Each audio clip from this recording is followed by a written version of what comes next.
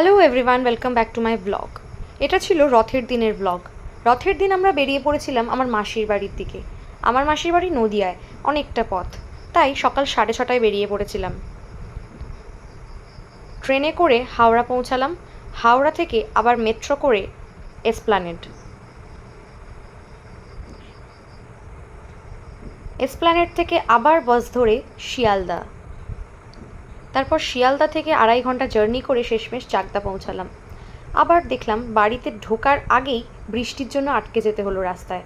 তারপর বাড়ি পৌঁছে স্নান টান করে একটু পুচকুটার সাথে খেললাম, খেলে বিকেলবেলা আবার রেডি হয়ে বেরিয়ে পড়লাম আমার আর এক মাসির বাড়ি যাওয়ার জন্য। ওখানে সবার অনেক দিন পর দেখা হওয়ার কারণে বেশ জমজমাট আড্ডা জমেছিল। তারপর ফেরার পথে রথের মেলা দেখতে গিয়েছিলাম। ওখানে এত বৃষ্টি হয়েছে, এত জল জমেছে, তাও মানুষের ভিড়ের কম নেই। প্রভুকে দর্শন করলাম, দেন একটু মেলা টেলা ঘুরে ভোগ নিয়ে বাড়ি ফিরলাম। টাটা।